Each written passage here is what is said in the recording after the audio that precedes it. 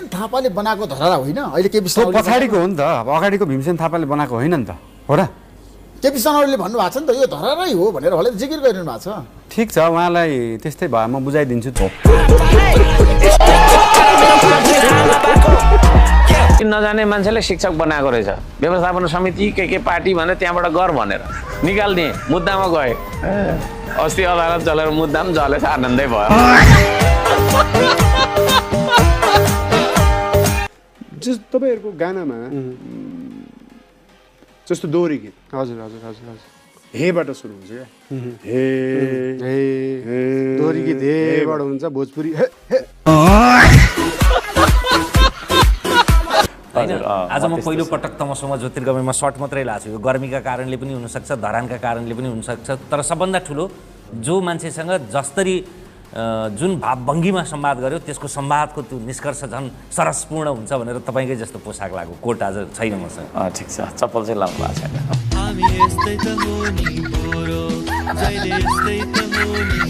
तपाईँलाई के आवश्यकता पर्यो कि तपाईँले प्राप्त गरेको त्यति महत्त्वपूर्ण मेडलहरू चाहिँ बिक्रीमै राख्नुपर्ने पहिलो कुरा त त्यो मेडलले दुःख पाएको छ रक्सी खानालाई बेच्न खोजेको त होइन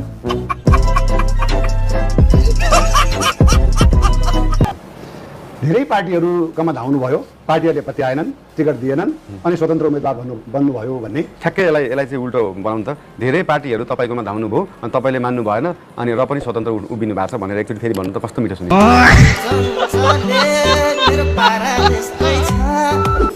नत्र भने तपाईँको देश जलिरहेको सबै भागारे भाग भइरहेको बेला आउँछ 500 किलोमिटर गाडी चढेर चरा मुसा पनि थिएन बाटोमा त्यस्तो क्या सबै आर्मी नै आर्मी है तर खोइ के काम गरियो अनुहार देख्ने बित्तिकै छोडिदिइहाल्ने क्या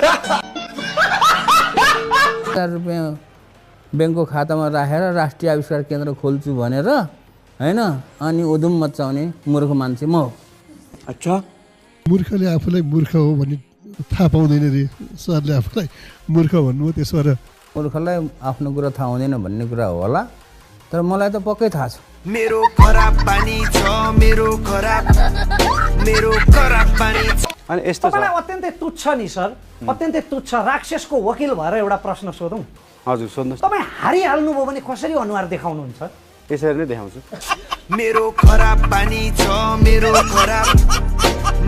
खराब पानी छ मेरो यदि तपाईँको उपमहानगरपालिकामा धरानमा कसैले भ्रष्टाचार गरेको प्रमाण तपाईँले भेट्नुभयो नि लात्ताले दिइहाल्छु त्यसपछि लात्ताले दिन्छु लात्ताले बाङ हान्ने कति लात्ता हान्नुहुन्छ एक दिन्छु होला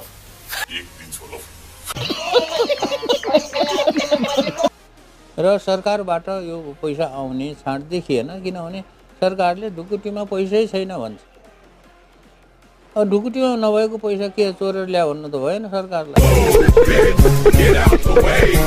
उम्मेदवार होइन एकछिन लागि छिनु तपाईँ उम्मेदवार होइन तपाईँ मतदाता हो र एउटा शिक्षित मतदाताको आधारमा तपाईँले चाहिँ अहिले चाहिँ मैदानमा उठ्नुभएका 2 जना उम्मेदवार मध्ये 1 जना छान्नु पर्यो भने कुन छान्नुहुन्छ केशव स्थापित कि सृजना सिंह म भोटै हाल्दिनँ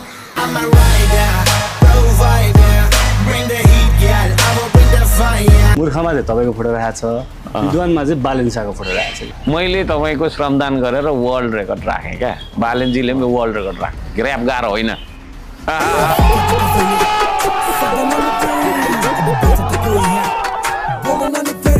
पैसा हुँदाहुँदै पनि बुद्धि हुँदाहुँदै पनि होइन पानी ल्याएर खान नसक्ने मान्छेहरू किन धरानमा बस्यो होला जस्तो लाग्छ मलाई अन्तिममा ल निर्देशक निशल बस्नेत कि गायिका जाँदा जाँदै म घरै जान्छु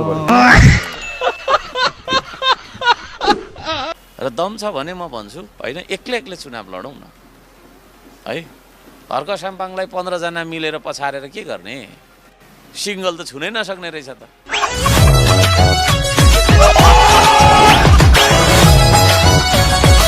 साथीहरू आज म तपाईँलाई यस्तो एपको बारेमा भन्न गइरहेको छु जहाँ तपाईँहरूले विभिन्न गेमहरू प्रिडिक्सन गरेर पैसा कमाउन सक्नुहुन्छ यसमा विथड्र गर्न पनि एकदमै सजिलो छ फोन पे आइएमपे जिपे जुनसुकै माध्यमबाट पनि विथड्र गर्न सक्नुहुन्छ भने यसमा 24/7 कस्टमर सर्भिस रहेको छ र टप मोस्ट सेक्युरिटी पनि छ तपाईँहरूले मेरो प्रोमो कोड युज गरी साइन अप गर्नुभयो भने तपाईँहरूलाई चाहिँ 400 रुपिस प्लस 56,000 को बोनस पनि पाउन सक्नुहुन्छ। तल कमेन्ट सेक्सनमा लिङ्क पिन गरिदिएको छु, चेक गर्नुहोला।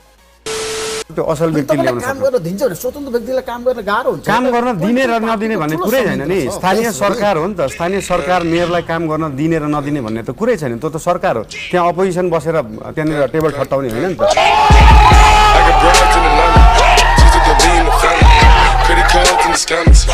होइन घुस खाने छन्, घुस माग्ने छन्, म त लात्ताले दिइहाल्छु। भ्रष्टाचारी छन्, कमिसन खोरी छन्।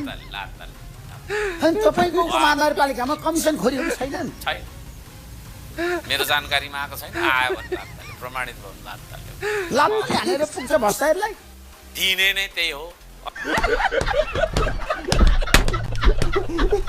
दादा आविष्कार केन्द्रमा के भइरहेछ हजुरले हल्का ब्रिफिङ गरिदिनुहुन्छ कि भने? होइन, आविष्कार केन्द्रमा भएको कुराहरू त्यसै एक राउन्ड आफैले घुमेर हजुर हेर्दै जानु।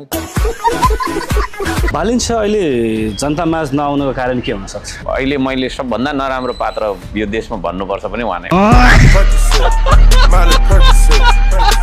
जस्तै उदाहरणको रूपमा 8 बजे पछाडि स्कुलहरू नखोल्नु भनेपछि स्कुल बस जति सबै 8 बजे थन्किन्छन् नि त।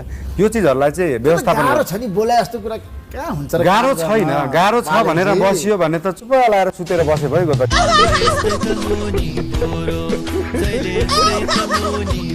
त्यो अस्ति त्यो ताप्लेजुङमा दिएको एउटा वृद्ध दम्पति बुढाबुढी आएर दिएको हो, मैले चाहिँदैन भन्दाखेरि पनि होइन यो लिनुहोस् कि लिनुहोस् भने छोड्दै छोडेन त हो कि अनि झोलामा हालेर लिएर आएको।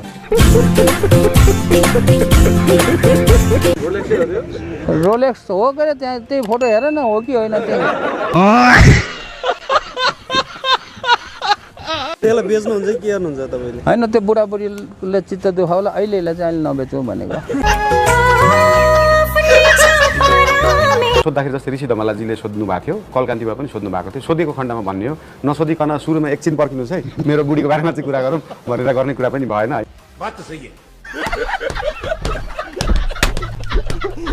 त्यो भएर होला त्यस्तो होला। महिला फ्यान घट्ने भन्दा त होइन होइन त्यस्तो महिला फ्यान गायकहरूको त एकदमै महिला फ्यानहरू ज्यादा हुन्छ नि। जस्तै हजुरको त छोराछोरी नै हुनुहुन्छ, हजुरको महिला फ्यान कति धेरै हुनुहुन्छ? त्यो हिसाबले तपाईँ केही फरक परेको छ छैन नि? गजब बेइज्जती त्यसको धरातल यथार्थ तपाईँले बुझ्नु भएको छ। तपाईँ आज यो माटोलाई छोएर माटोको कसम खाएर भन्नुहोस्, राष्ट्रिय स्वतन्त्र पार्टीले बहुमत ल्याउँछ ल्याउँदैन? यस्तो छ, मैले माटो छोइराख्नु पर्दैन, म आफै माटो हो। उम्मेदवारी दिएको भए राम्रो हुन्थ्यो नि त। पार्टी सिस्टमले लोकल इलेक्सनमा काम गर्न सक्दैन। जस्तै अब त्यो हाम्रो देशमा त अहिले पार्टी सिस्टमले काम गरिरहेछ। त्यही कुरा तोड्न खोज्दैछ। जस्तै उम्मेदवारी दिइसकेपछि तपाईँको चुनाव जित्न धेरै गाह्रो छ। गाह्रो छ, असम्भव छैन नि त।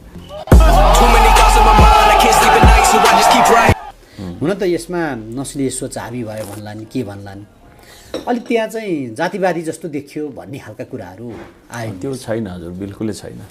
को आउनु पर्ने आउँदा हुन्छ, वेलकम छ त, ढोका खुल्लै छ। ढोकै छैन हाम्रो त अझै।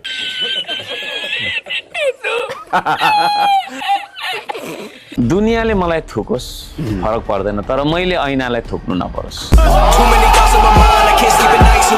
भन्ने कुरा बुझ्नु पर्यो। जस्तै मलाई पोलिटिकल पार्टीहरूले भन्छन् हामी घर घरमा पुगिसकेका छौँ, हाम्रो घर घरमा हाम्रो क्यान्डिडेट छन्। मेरो पनि त घर घरमा मान्छे कान कानमा गीत त 12 वर्षदेखि पुगिसकेका छ नि त। आफ्नो प्रधानमन्त्रीको बारेमा भन्नुहुन्छ भन्नुहुन्न, सुशीला कार्की कस्तो हुन्छ भनेर? त्यो पनि भन्दैन। अब जस्तै गीतमा घुमाएर पनि छ, जस्तै उदित नारायण झाको कहिले तिम्रो पछ्यौरीमा अल्झै, कहिले तिम्रो चौबन्दीमा अल्झै, त्यो गीत चाहिँ सभ्य अरे। हाम्रो ऱ्याप ब्याटल चाहिँ असभ्य। अगाडिका पदाधिकारीहरूलाई पनि त फोहोर त गनाउँदो हो नि। यो टेक्नोलोजी त थाहा नभएको होइन होला? होइन, उहाँहरूलाई फोहोर पनि गनाउँदो हो, उहाँहरूलाई टेक्नोलोजी पनि थाहा थियो, तर उहाँहरूको गाडीको सिसा चाहिँ यति बलियो थियो कि त्यहाँ भित्रै पसेन क्या। जस्तो ठिकै छैन, यो चाहिँ ठिक छ, त्यो चाहिँ ठिक छ, यो ठिक छ। युजली प्राय चाहिँ कस्तो हुन्छ भन्दाखेरि जस्तो ऱ्याप म पनि गर्छु। हजुर हजुर, होइन हजुर, एकदमै म जस्तो ऱ्याप चाहिँ गरेर आउँछु क्या। जस्तो के चक्लेटको पेपर ऱ्याप कि के कस्तो?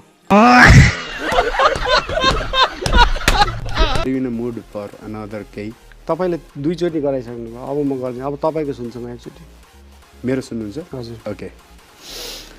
यो यो यो सही हो सही दामी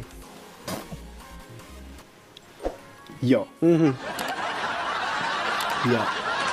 कसलाई सम्झेर लेख्नु भएको